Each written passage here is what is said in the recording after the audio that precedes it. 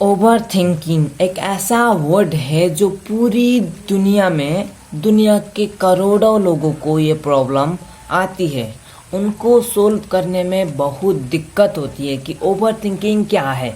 एक ऐसा शब्द बताऊंगा जिसको यूज करने से ओवर थिंकिंग आपके दिमाग में कभी भी नहीं आएगी। तो वीडियो को शुरू करते हैं अपना बिना टाइम वेस्ट किए।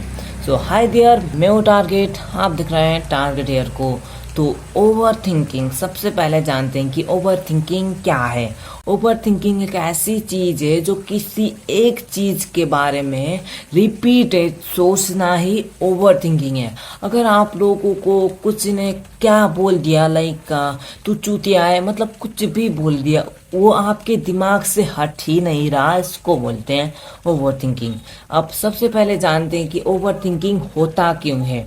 अगर आपके पास अगर अचानक कुछ आ गया, लाइक आप आगे हो, वहाँ एक एक्सीडेंट हो गया, ऐसे एक्सीडेंट हुआ कि आपकी जो आप वहीं पर आपका क्या हो गया आप समझ सकते हैं। ऐसे एक्सीडेंट हो गया तो आप क्या सोच रहे होगे, क्या होगा इसे, कहाँ जाएगी, क्या करेगी, इसके बेटे इसके मम्मी को क्या होगा, पूरा that is called over thinking.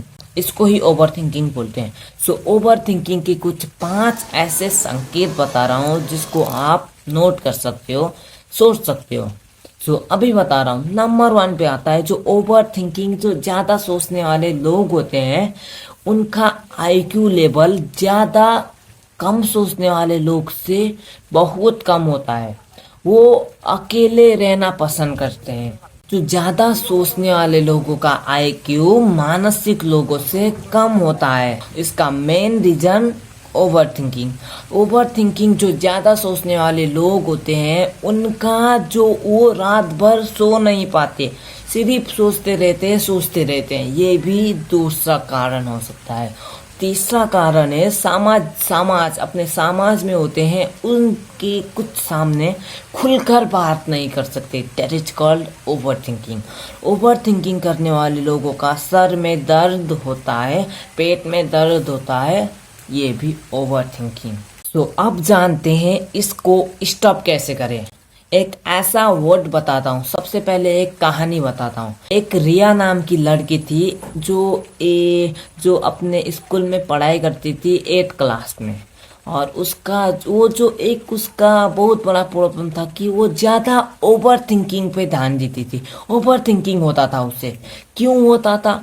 अगले महीने उसका बोर्ड एग्जाम था, उसने कुछ भी पढ़ाई नहीं किया। अब वो क्या करेगी? अब उसे टेंशन होने लगा, अगर मैं फेल हो गई तो क्या होगा, अगर मैं फेल हो गई तो क्या होगा। ये पूरा चीज रिया के दिमाग में घूमने लगता है और रिया परेशान हो जाती है। तो एक मंथ में पूरा बुक कैसे पढ़े, ये चिंता उसके दिमाग में उसको परेशान करने लगते हैं। इसी के कारण से रिया परेशान होने लगती है, उसका हालत बिगड़ने लगता है, माइंड ब्लोइंग होने लगता है। इसी के कारण से रिया को एग्जाम के टाइम पे वो लिख नहीं पाती, फेल हो जाती है। और फेल हो जाती है उसकी ज़्यादा ओवर थिंकिंग करने के कारण उसकी मौत हो जाती है। अब आप समझ रहे हो ओवर थिंकिंग कितना बड़ा हाई लेवल तक हो सकता है। ये ओवर थिंकिंग आपको मार भी देता है कभी कभी, जैसे रिया की मौत हुई। ये क्यों हुई? इसको रोकने के लिए 4 स्टेप और एक ऐसा वर्ड बताऊंगा जिसको आप ओवर थिंकिंग को रोक सकते हैं।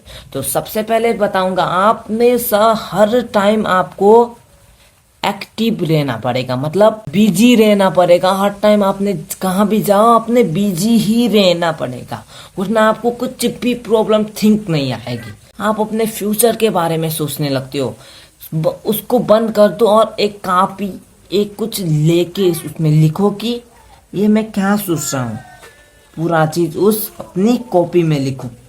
इससे भी आपका ओवर थिंकिंग रुक सकता है।